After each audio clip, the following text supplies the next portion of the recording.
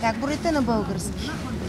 1, 2, 3, 4, 6, 5, 8, 9, 10. Я талич бу? 1, 2, 3, 4, 5, 7, 8, 9. Тези деца в един ден ще бъдат бъдещите посланици на България. Ние не можем да ги разглеждаме непременно като заплаха, като проблем, като нещо драматично. Напротив, войната в Сирия един ден ще свърши и тези деца трябва да си спомнят за България като за място, в което те са получили закрила, получили са подслон. Истинската заплаха за националната сигурност е репресията и лошото отношение към тези хора, защото те в момента формират отношението си към нас като приемащо общество. Не са невиновни бежанците, по-скоро се използват като най-слабите и уязвимите, към които да се насочи някаква агресия, негативна енергия. Този проблем е изцяло измислен. Значи, Европейския съюз сега в момента е дал някакви пари, ще даде още повече, ще даде толкова, колкото поискаме. Тези кандидати за убежище, те няма да вземат и една троха от залъка на българите. Наричат хората, които помагат на бежанците, народоотстъпници. Обвиняват ги за това, че подкрепят чужденци, вместо да се погрижат за пенсионерите и да се чувстват на майките и останалите българи в нужда. Скорошни изследвания на обществените нагласи към проблема с бежанците показаха ясно, че обществото ни отказва да ги приеме. Според едно от проучванията, над половината от българите са против държавата да отделя пари за подслон на бежанците.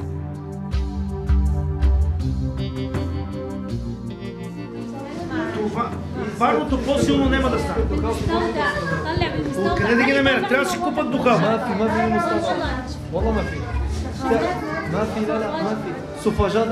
Трябва да си купат. Минусовите температури през декември поставят буквално въпроса за оцеляването на хората в бежанските центрове. За повечето от тях обаче студът е по-малкият проблем, защото са спасили семействата си от войната и попадането им в лагерите е крачка към новия им живот. Лагера във Военна рампа има капацитет за около 500 човека, но в момента тук живеят около 850. Близо 300 от тях са деца. Тук условията са едни от най-добрите в момента. Сградата е била училище. Има парно само на 2 етажа, но студът не е толкова пронизващ. 12-те тоалетни се ползват едновременно и за бани. И въпреки, че инсталацията не е пригодена, хората могат да включат готварски уреди и печки за отопление. Тях обаче трябва да си ги намерят сами, тъй като в лагера няма. От гледна точка на бежанците най-големият проблем е регистрацията и да получат статут и да заминат за Западна Европа. А от моя гледна точка като комендант и като представител на Държавната агенция за бежанците, най-големият проблем е комунално-битовото им устройване и оцеляването им в тези климатични условия. Сега при понижаването на температурите те започнаха да включват калорифери, духалки, котлони, във всяка стая има поне по 2. И масово електрическата инсталация гърми, гори и така нататък. Сега сме взели спешни мерки, започнахме да изтегляме силови кабели, на които да позволяват да се включват електронагревателни уреди, но това изисква време, и изисква и финансови средства, изисква и майстори и така нататък. Според закона, преди да получат хуманитарен или бежански статут, хората потърсили закрила и регистрирани като такива имат право на месечна помощ от 65 лева за храна, медицински грижи и всичко останало. Без статут обаче нямат право да работят, а като получат статут, губят правото си на помощ. Българската държава осигурява тези 65 лева, за които вие споменахте, плюс отопление, осветление, вода, всички от такива комунално-битови разходи се заплащат от държавата. Иначе изхранването им по-натам се базира на доброволни организации. Всеки четвъртък Българският червен кръст осигурява топъл обяд. Идват и други дарения. В лагера във Военна рампа помощите се разпределят в тази стая от специално назначена комисия, която от самите сирийци. Има си един общ отговорник и всеки етаж има отговорник. Всека стая има отговорник. Имат списъци с колко човека са в стаята, какви жени, деца мъже. И на тази база, в зависимост от това какво е получено, както виждате, се разпределя от тази комисия. След като е разпределено по стаи, се викат отговорниците на стаите и те си получават, срещу подпис, естествено, си получават това, което им се полага. Естествено, помощите никога не стигат. Идрис Хамза е тук с жена си и 5-те си деца. В лагера са от 2 месеца. Идрис казва, че доста често хората тук си заемат пари и ги връщат, като си получат помощите. Не стигат, нали, получаваме, от доброволци. Получаваме, но за съжаление малко. Ние сме 7 човека в семейството, нали, не стига храната за всички. Идрис е работил като градинар в Сирия, но е готов да работи каквото намери. Казва, че ще остане в България, ако може да издържа семейството си тук. Излизаме спокойно да пазаруваме, никой никога не ни е закачал. До сега нищо не се е случило с нас, нали, което да ни изплаши. Не се оплакваме, нали, като цяло е добре, благодарни сме, нали, че ни приютихме тук, но времето студено е, нали.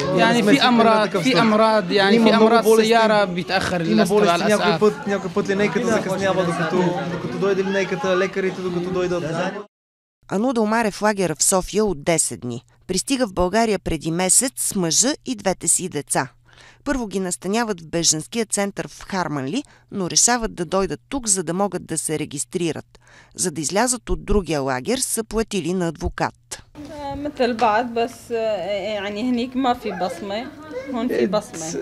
Не е много по-добре. Тук е еднакво положението, но поне тук се регистрираме, там не можем да се регистрираме. Заради войната. Там беше много лошо положението, не се живееше. Няма работа и много трудно се живее в Сирия. И ние като всички останали, ако си намериме работа тук, ще останем в България. Ако няма работа, ще се наложи да търсим в чужбина. Това момче обаче твърдо иска да замине. Има приятел във Франция и търси начин да продължи обучението си там.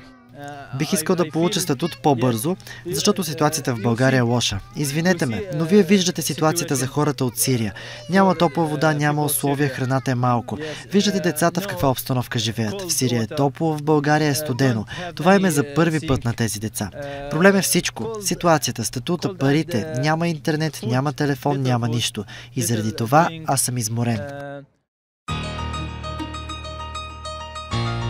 Още когато започна бежанската вълна и през границата минаваха по около 100-200 човека на ден, във Фейсбук спонтанно се организираха няколко групи за помощ на бежанците. В момента активни като доброволци са около 200 човека. Всеки от тях се включва с каквото може.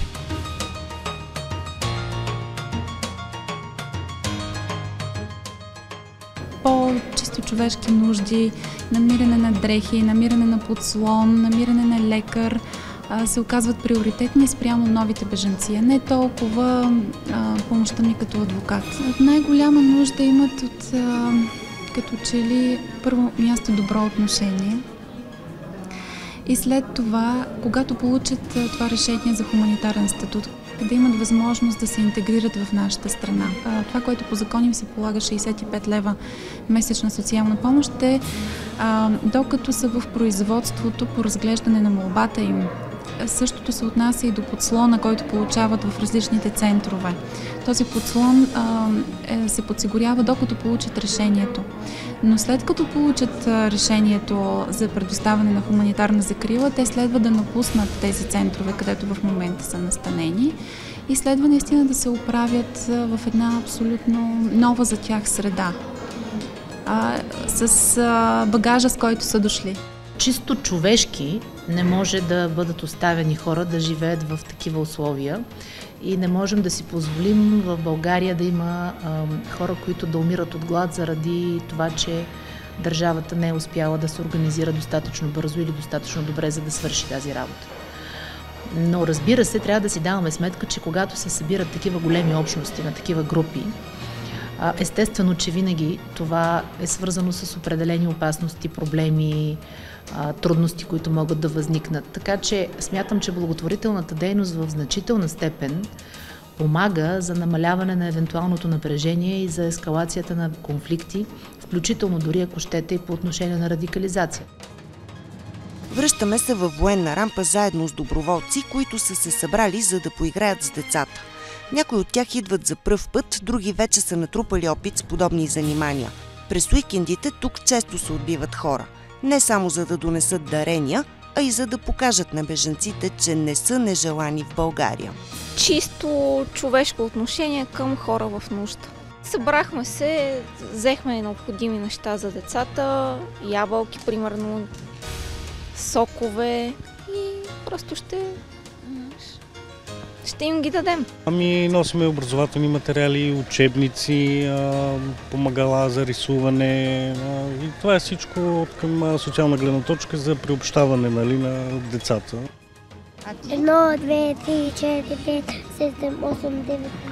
Важно е, защото и те са хора като нас. И не дай се Боже, на нас може да ни се случи да изпадне в подобна ситуация. И отделно държавата като цяло, тя е, как да се изразя, в момента неспособна да се грижи адекватно за такива хора. И затова хора, които са с по-различно мислене от основното, сме се събрали да им помагаме. Водим ги по доктори, превеждат се на хората, с документи се занимаваме и така нататък. С каквото можем и помагам. За дечицата е конкретно точно днес инициативата ни. Сок ще им дадем и ще рисуваме и ще отцветяваме. Тях ще стремиме се да може да ги научим поне да говорят български тези хора и деца, които искат да останат в България, да живеят и да се установят тук. Децата естествено посрещат с радост всяка възможност за разнообразие. Повечето от тях нямат играчки, не ходят на училище и през повечето време просто тичат в двора на центъра. Затова и най-важната подкрепа е времето, което доброволците могат да отделят, за да работят с тях. Този път обаче не пускат камерата ни, защото предната вечер отново е имало нападение над бежанци и в лагера отново има напрежение.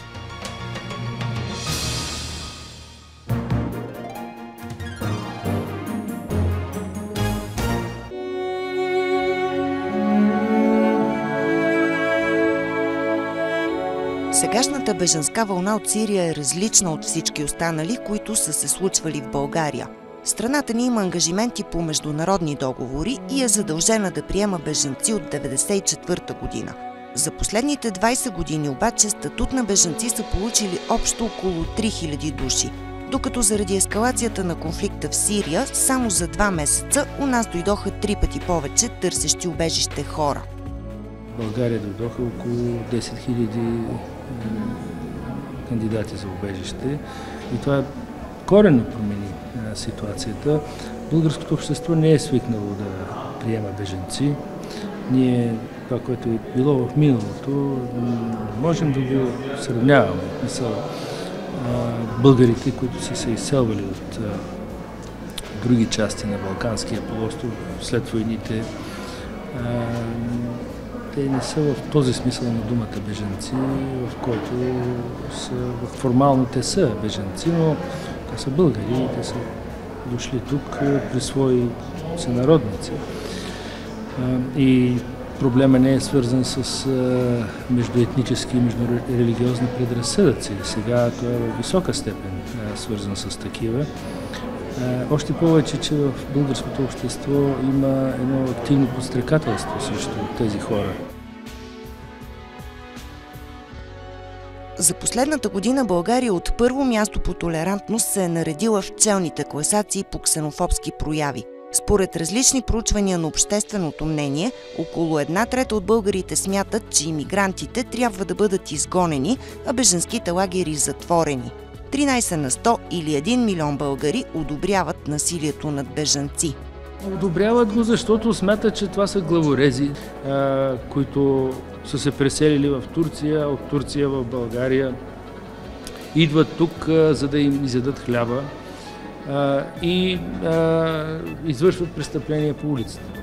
Знам как се формират негативни нагласи спрямо етнически и религиозни групи в България.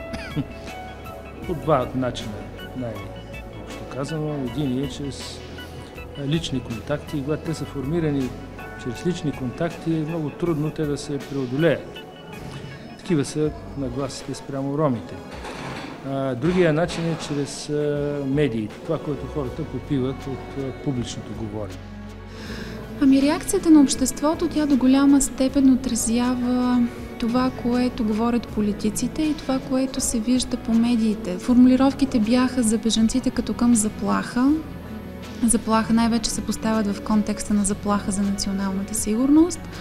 А всъщност хората, които работим на терен, виждаме, че истинската заплаха за националната сигурност е репресията и лошото отношение към тези хора, защото те в момента формират отношението си към нас като приемащо общество и ние можем да създадем условия, при които те наистина да ни прегърнат и да ни уважават като такива, а не да бъдат капсулирани.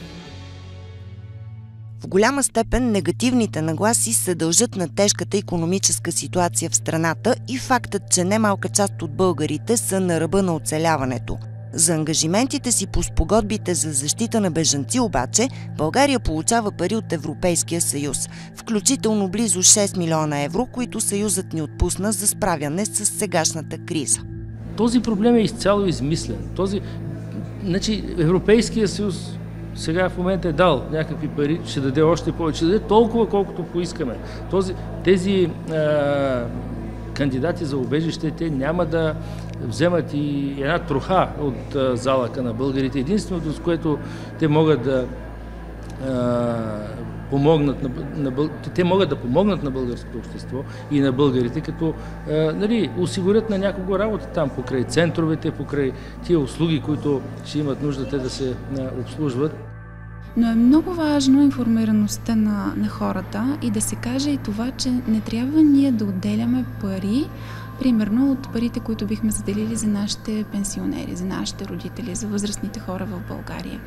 Това е така, защото като държава членка на Европейския съюз, България има определени задължения за спазване на определени стандарти на прием, но към тях са прикрепени и съответни европейски фондове. Адвокат Иларева се занимава с проблеми на чужденци още от университета. Първо имала желание за дипломатическа кариера, но попада в правната клиника за бежанци и емигранти, организация, която предоставя безплатни услуги. Това включване в правната клиника преобърна изцяло приоритетите ми. Аз затова казвам, че тази правна клиника беше като църква за мене и това го виждам и след това и за другите хора. В смисъл какъв? В смисъл такъв, че точно това преобръщане на приоритетите, когато имаш непосредствен досег с хората, на които помагаш. И когато имаш възможността пряко да видиш, че това също са човешки същества, със своите чувства, със своето човешко достоинство най-вече, със своите чисто човешки проблеми. И другото, което е, когато се умееш от първа ръка да усетиш как системата се отнася към тях. По какъв начин те се борят за осъществяване на достъп до най-елементарни човешки права. За Деница Сачева от години благотворителната работа е начин да запази личния си баланс. Тя е един от участниците в мащабната акция, при която над 50 човека събраха и организираха на място раздаването на няколко камиона с неща от първа необходимост на хората от лагера в Харманли. По данни на доброволците, там има около 1900 души, като голяма част от тях все още са в палатки и фургони. Частният бизнес в България е много трудно занимание и изисква много нерви, много напрежение, много голямо търпение на моменти. Това без съмнение е много емоционално отнемащо, особено за една жена като мен. Да правиш бизнес и да запазиш женското в себе си, да запазиш добротата си по някакъв начин е наистина огромно предизвикателство. Така че за мен балансът, който осъществявам между частния си бизнес и между благотворителната си дейност е абсолютно нужен за моята лична хармония. Деница има и лична история, свързана с сирийско семейство, което е помагало при отглеждането й. Тя приема, че когато си получил добро, трябва да отвърнеш добро. Подобна е мотивацията на немалко от доброволците, но това, което ги обединява, е добротворчеството. Ние също може да бъдем в тяхната ситуация и преди всичко, както казвам, трябва да бъдем човеци. Много често хората, които помагат на бежанците, са хора, които, когато се запознаваме, те са хора, които по принцип помагат. Един човек, който има нагласата по принцип да помага, той по принцип би помогнал на всеки. А който е свикнал само да критикува, да оплюва, да търси най-слабия, за да излее върху него агресията си, защото е най-лесно срещу най-слабия, той по принцип го прави не само спрямо бежанците. Не са невиновни бежанците, по-скоро се използват като най-слабите, уязвимите, към които да се насочи някаква агресия, негативна енергия. Разделението е много просто. Ти или обичаш хората, или не ги обичаш. Няма друг път. Няма чужди, наши, пенсионери, деца, майки. Имаме хора в нужда и ако има хора в нужда, няма значение те какви са. Ние сме част от хората, които обичаме другите хора. Приятно ни е да работим и да правим такива неща. Интересно ни е да се сблъскваме с различни култури, с различни светове. Интересно ни е да говорим с хора, които са преживели трудности, защото трудностите развиват в много значителна степен.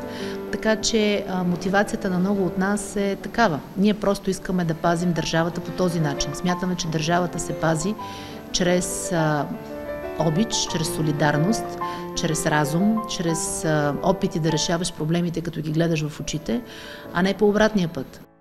Когато си откъснат от света, който познаваш, най-важно е някой да ти подаде ръка, за да може да си стъпиш на краката.